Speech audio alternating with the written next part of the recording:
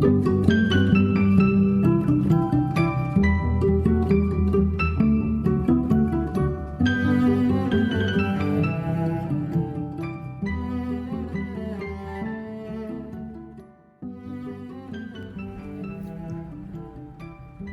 to Human Rights Education Now, a podcast series from Human Rights Educators USA.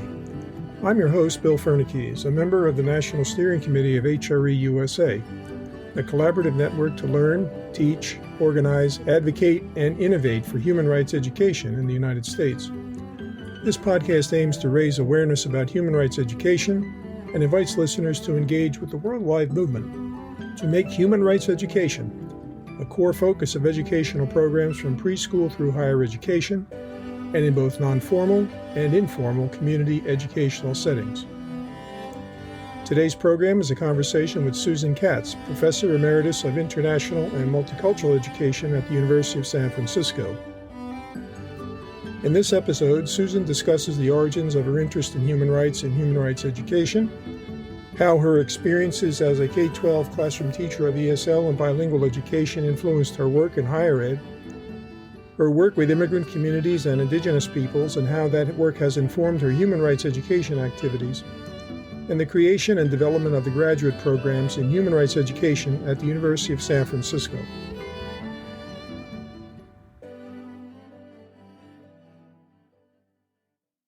Okay, well, it's a great pleasure to be speaking with Susan Roberta Katz today. How are you, Susan? I'm great. How are you? Very well. So one of the things we wanted to talk to you about, particularly because of your long participation in education at the University of San Francisco, is what actually led you to become interested in human rights issues and human rights education?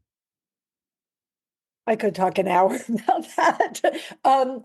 So I grew up in a Jewish family. My grandparents were immigrants from Eastern Europe, and I grew up in Allentown, Pennsylvania, which is a working class city at the time, was predominantly white. And I think I had a sense, my family, we had a sense of being minorities. So I think that is pivotal to how I learned to see the world. The other factor in my childhood was I had a cousin who I was extremely close to, who was developmentally disabled. And I did everything with her and took her everywhere with me. Her parents were quite ahead of the time in terms of not sending her away. And so I was always very protective of her, and I saw how other people responded to her. And so I was always defending her, had a sense of, I guess you could say, early introduction to disability rights. So it also led me to be very interested in education. And then when I grew up in the 60s, and during my high school years, the war in Vietnam intensified, and I was very strongly against that war in high school, as well as I think partly in my synagogue, there was a strong consciousness about civil rights. So I'd say growing up at the time of the anti-war movement, civil rights movement, was very influential for me. And then when I went to college, so many issues were happening. Again, I was very active against the war in Vietnam. In my junior year of college, after Nixon invaded Cambodia, was the time of the national student strike that spring, where I was very active in that, where nationwide we shut down over 600 college campuses. I always talk about that because so many people don't know, from young people have no idea. I think lately, because of the encampments around Palestine, pro-Palestinian movements, there's been more discussion of that. But that was really a transformational time for me. The other reason of that was that I went to college in Connecticut, and a number of members of the Black Panther Party were in jail, including Erica Huggins, who was around my age, and a mother, and was in jail with a young baby. And so the Black Panther Party came to my campus, and I became educated around what their work. I think I was earlier, but that was very pivotal for me. And I think the issues of this national student strike of freeing political prisoners, as well as ending the war in Southeast Asia, because at that point it extended in Cambodia. Those two issues, primarily, I think the connection of the local and the global was really instrumental. So I came to UC Berkeley for graduate school in 1972 for graduate studies in Asian studies. And I consciously wanted to be in the Bay Area because of the history of political activism. So that I didn't stay in that graduate program very long because I wanted to be community political activist. So all of that lay the groundwork. That's in the 70s. And I ended up getting a job in part of what was called the East Oakland Revitalization Project, which was funded by CETA. And I was a drama specialist it was under City of Oakland Parks and Recreation.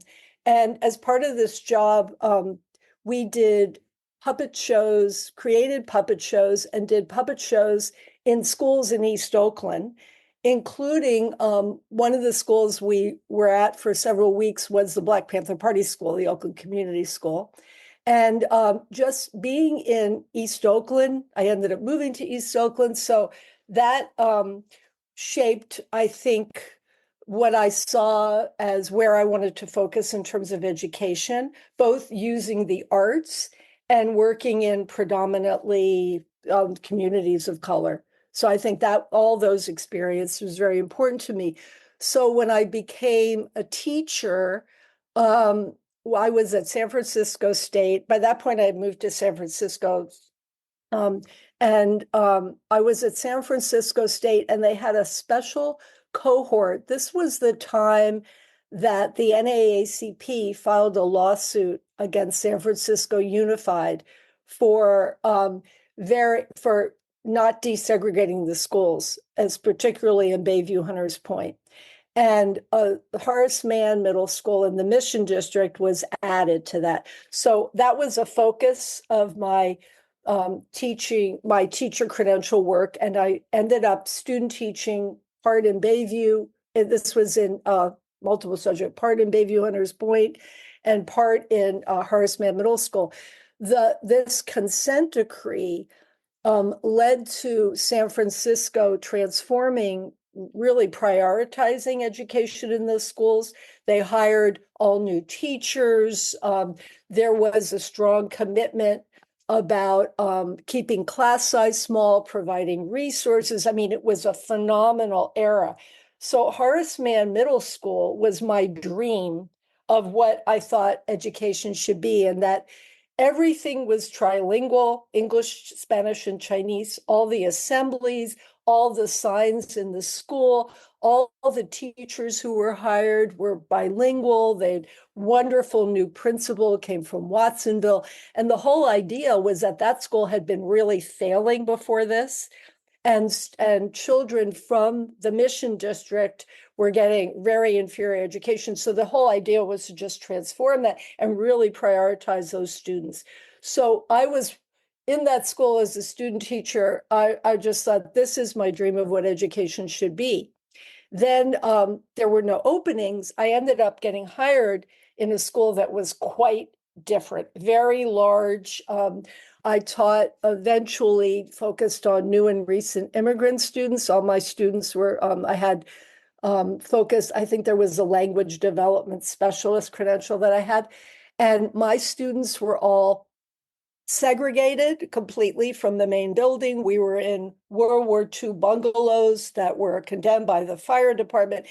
And so having that contrast with Horace Mann led me to, I was very committed to trying to provide the students that I taught with a similar education.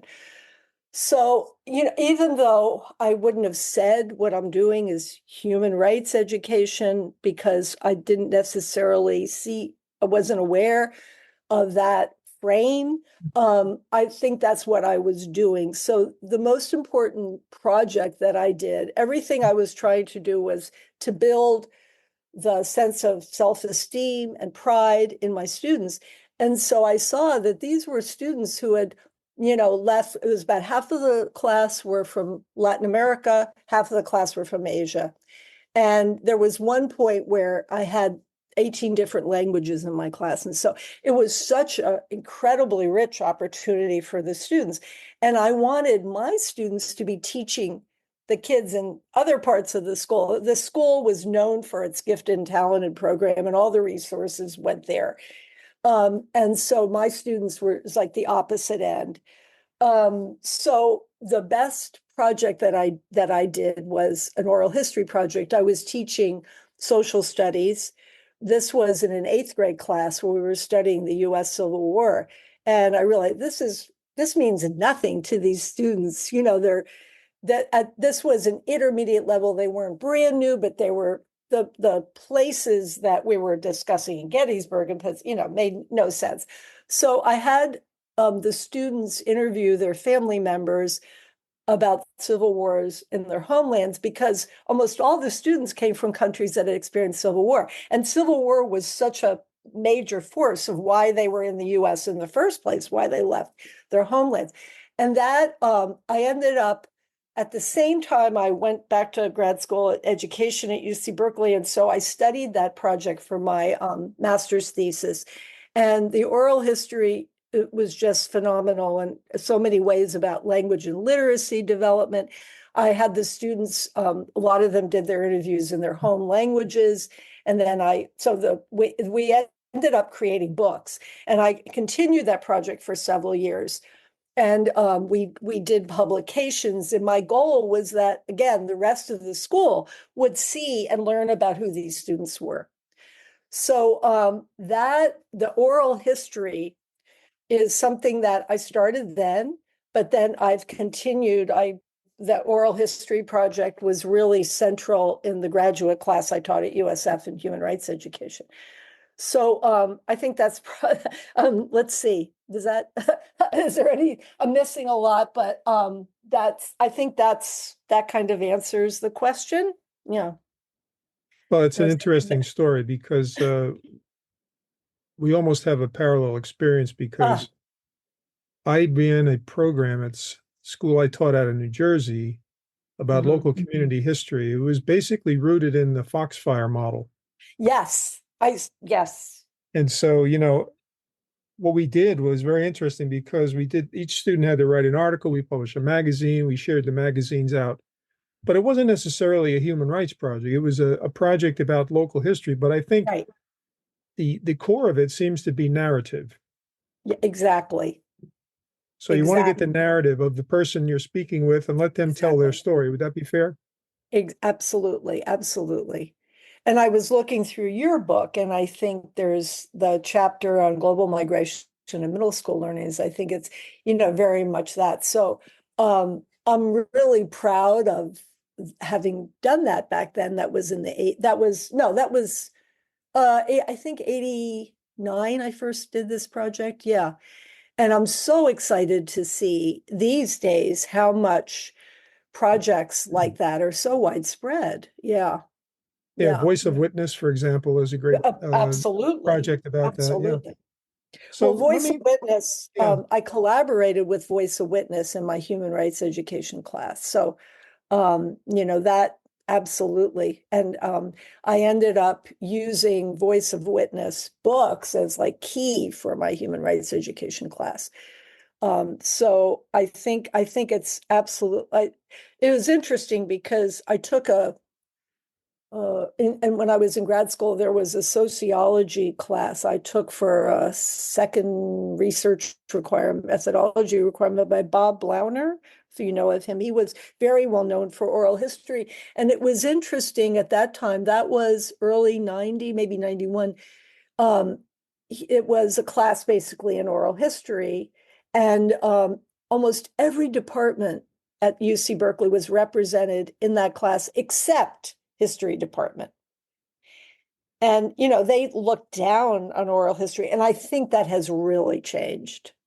Oh, I would agree. I think it's a very embedded component of scholarship today. I don't think there's any questioning of it anymore. But I want to go back to Absolutely. this whole Yeah, issue of your development in education, because in many of the interviews we've done with other people on the podcast, they mentioned that they never had any training or education in, quote, human rights. Is that right. fair to say about yourself? Absolutely. Totally. Even when I went back to graduate school at UC Berkeley, so that was certainly true in my credential program, but that's in the 80s, right? But even all my classes at UC Berkeley, no, never.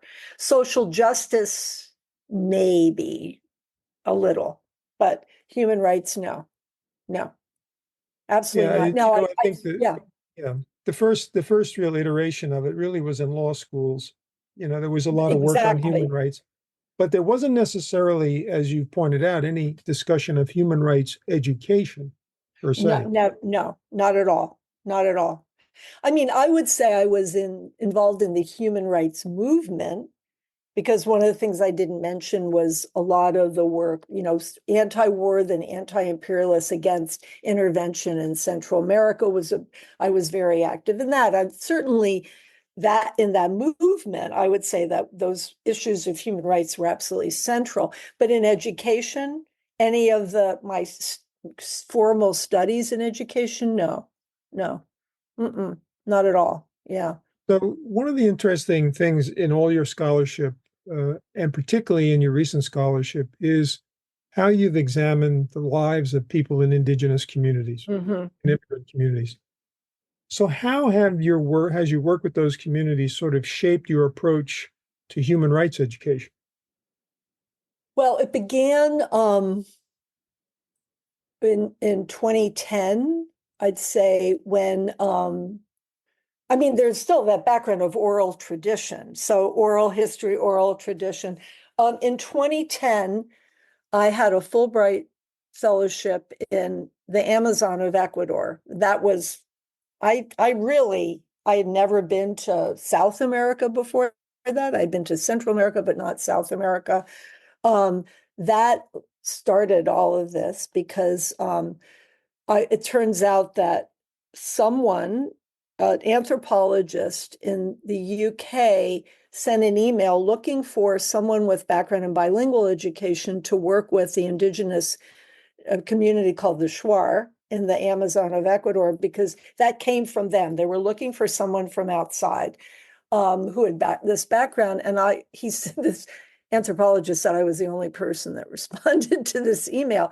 And that led me, so I spent 5 months in I ended up teaching at the school, which was K-12 and Teacher Training Institute of the Shuar, and they were very concerned about losing their language and culture. The school had, it's interesting, this particular Teacher Training Institute, which is post high school, had a human rights course, a human rights education course. And I believe that was part of the curriculum of what was called bilingual intercultural education, to have a course in human rights. But what that was just learning the documents. And I observed that class and I saw there was nothing about how to apply those concepts to being Shuar or what it meant to be Shuar at this particular time in history. But being in this community, it just completely changed my consciousness and thinking about, I guess, the first of all, there's something, I was interviewing people about bilingual intercultural education, and I once asked someone who was working in that area, um, who was at the center of this particular province that was heavily Shuar. And I said, what do you see as what challenges do you face in bilingual education? And he said, land. And I had never quite thought, what's a connection between land and bilingual education? And of course, so I think this idea of the centrality that was tipped me off, but then also what everyone spoke about is the fact of keeping your land, maintaining your land, constantly facing challenges to that is so central to Indigenous rights. So I'd say that was my first introduction. Then I ended up taking USF students to Ecuador for 3 summers in an immersion program. We lived in a different community that was without electricity, without plumbing, everything. And that again, I think that the whole idea of this program was to partner USF students, graduate students, and most of them were in human rights education, with Achuar teachers of English, but we did everything in 3 languages. But again, everything being based, everything we were doing, the curriculum based on their day-to-day reality. And so much of that is the connection to the land. So I think in learning about comparing, I'd say the Universal Declaration of Human Rights with the Declaration of the Rights of Indigenous People, and thinking about the concept of the centrality of land, the idea of collective rights.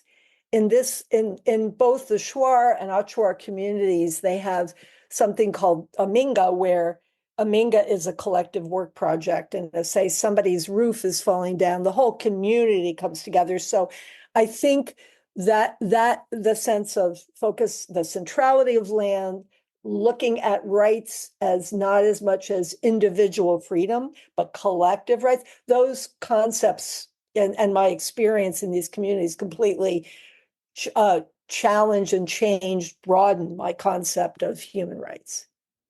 Well, that's interesting because I think many people in the United States have very little connection to that idea of group rights or collective rights. Exactly. I think it's clear that Native peoples do in the U.S., but Absolutely. It's not something that's commonly understood, I think. And the other thing that ties in, though, is how you relate that to the immigrant communities that you work with here in the United States. So what do you see as the connection there? Well, I think that a number, say, of immigrants, say in the Bay Area, come from communities that are Indigenous. And I think that, again, the connection to the land, what it means to leave your land, leave your homeland, whether it's physical land or conception of land, where I come from, my roots. I think the other part is language of being immigrants. And this is what I was so concerned about with my middle school students, was so quickly losing their native language. And what I've seen, it's the same issue in Indigenous communities, even ones that are like, for example, the Shuar, that were pioneers in bilingual intercultural education, still really concerned about losing their native language and culture. I ended up being introduced to the Misak of Colombia, where my more recent work has been, because it was sort of what I found the Shuar were looking for, the Misak were really addressing. And so I was able to bring my Shuar colleague to the Misak community, and the Misak reclaimed their ancestral land, a large part of their ancestral land. Just this summer, the president of Colombia gave them more ancestral land, but in 1980 reclaimed a large part of their ancestral land and made education the first priority. And they have a saying, to recover the land is to recover everything. And I think that kind of embodies a sense of Indigenous rights. Like, land is so much more than territory. It's everything. It's, and they had been able to revitalize their native tongue.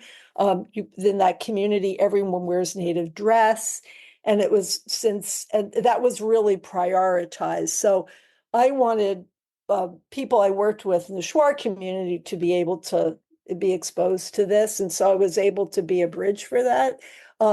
So I feel like I've seen it from all different, seen this rise or Indigenous rights. And actually, I have to say, right down the street from my house in Berkeley, the Ohlone have reclaimed an ancestral mound. It's just right several blocks from my house. So it's happening everywhere. I think the sense of, but land, people will say when you're on your ancestral land, you can feel your ancestors speak to you. It's so important, that reclaiming the land. Yeah, So I I think, think immigrant, I think, yeah. yeah. Go ahead. No, go ahead. No, I was just going to say, because you were asking about immigrants, I think one of what's so hard is leaving Mm. your native land. I think the And interesting thing about that too is that uh, it's not just land itself; it's what right, happens on the land, right? For exactly. example, in the Northwest, native peoples seeking to reclaim fishing rights, or Yes, being able to have rituals, for example, that other people might not understand. I think that's really still a poorly understood component in the United States about human rights. yes. Would you agree? Absolutely. Absolutely. Yes. Yes. So I'm a big advocate of, thinking about people who are teaching human rights, and not only focusing on the Universal Declaration of Human Rights, and bringing in indigenous perspectives. Yeah, I think that Wayne Yang in the afterword for our book mentioned this, like comparing the two, and I think that's so important. But I think that indigenous rights leaders really, if you think about indigenous communities, have so much to offer in terms of solving the current crises we're living in, not just climate change, but so much. So I think the model like the MISOC have of decolonizing education, I've been focused on trying to share that, because I think there are lessons for that in non-Indigenous communities in the US too. Yeah. So to shift gears a little bit, you then Mhm. became involved after your graduate program in teaching at the University of San Francisco. So can you talk about how the Human Mhm. Rights Education program was actually created there? Yes. Um, 2005 was kind of a pivotal year for that. Um, it was a transition. I first of all, just to go back, I was in the teacher education department initially from 1996. And then I moved into the Department of International and Multicultural Education. So I feel like international, multicultural, local, global. It was a time I moved into that because one of the founding faculty, Alma Farada, recruited me and said, there were a number of the founding faculty who had retired or were retiring, and they needed someone to be able to carry on the work. And Alma said, I'm passing the torch to you. So it was a time where it was clear this department needed to reshape itself. And in 2005, I participated in a seminar at New York University called Human Rights Across the Disciplines. And also in 2005, we hired Shabnam Karala-Azad in a new position in global studies and education. And that was, again, part of this creating a new vision. So in this summer seminar, uh, I was the only person from education. There were people in all the other fields. And on the very last day, Karen Robinson, who was director of education at Amnesty International, came and talked to us about the importance of bringing human rights into the field of education. Before that, I don't know if I even thought of that. And this light bulb went off. I thought, this is exactly what we need. In this seminar, it was led by two law professors at NYU, and a big focus was looking at the human rights violations that were taking place, that were being revealed at the time about Abu Ghraib and use of torture and Guantanamo.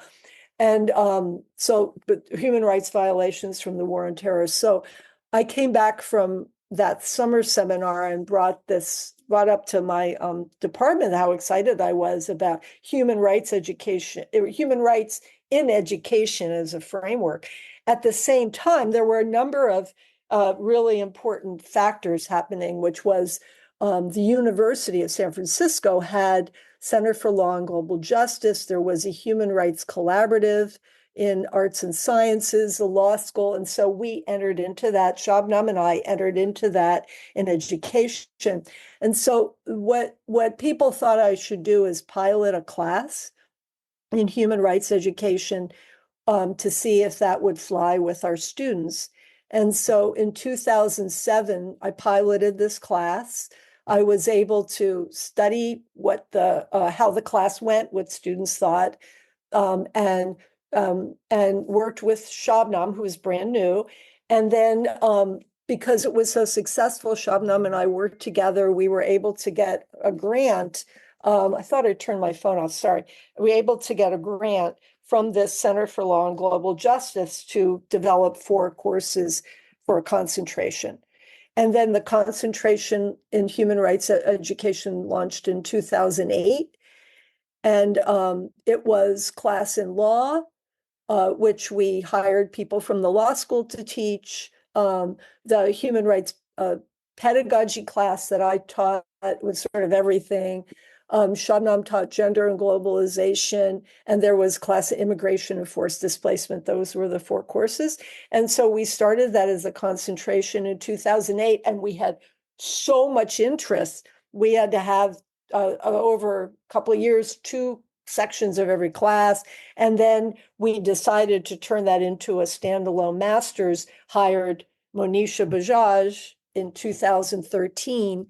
So that's the rest is history. And then we were able, she focused on the theoretical foundations of human rights education. I focused on the pedagogy. And then we just kept adding so many more classes. So that's kind of what happened. So is that summer seminar and hiring Shabnam were 2 pivotal factors for starting that program.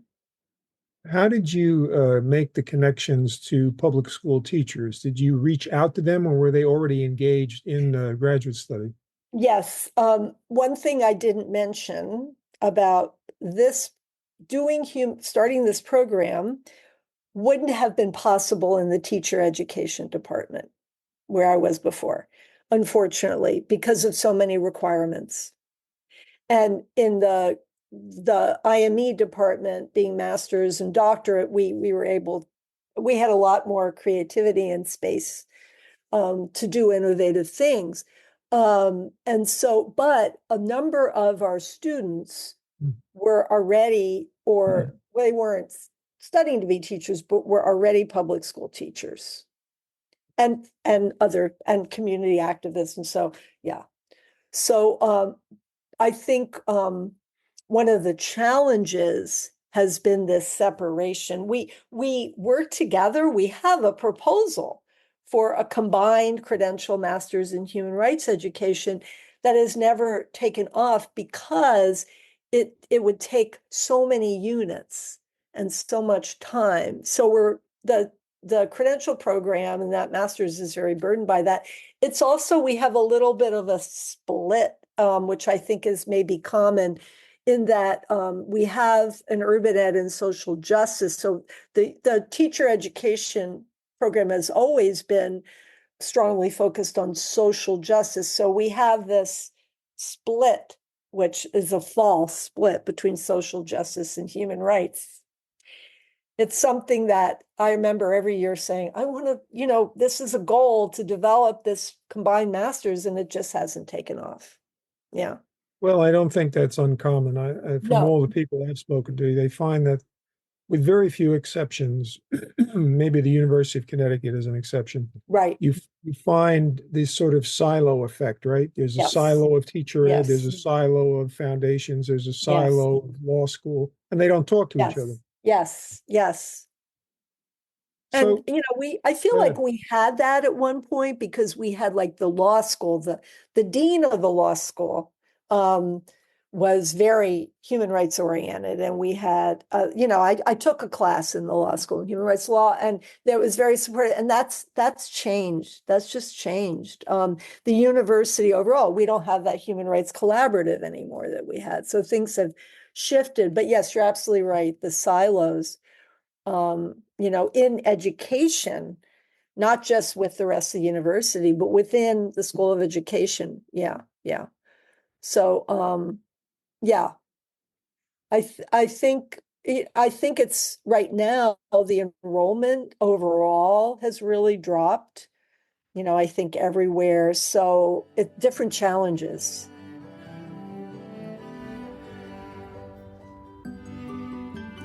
Thanks for listening to Human Rights Education Now. Our next program concludes our conversation with Susan Katz, Professor Emeritus at the University of San Francisco. You can find additional information about this podcast series at www.hreusa.org. Each episode is available on the HREUSA podcast page, Spotify, Apple Podcasts, YouTube, Pocket Casts, Player FM, and Deezer. You can also download each episode as an MP3 file. If you have questions or comments about this podcast, send them to Christy at hreusa.org. That's KRISTI@hreusa.org. Our podcast team includes producer and editor Bill Fernikes, executive producer Christy Rodelius Palmer, editor Elizabeth Schwab, sound designer and project manager Sabrina Sanchez, communications and public outreach coordinator Jessica Terbruggen, and production coordinator Jasmine Chizu Gota. Human Rights Education Now is a production of Human Rights Educators USA, a project of the Center for Transformative Action in Ithaca, New York.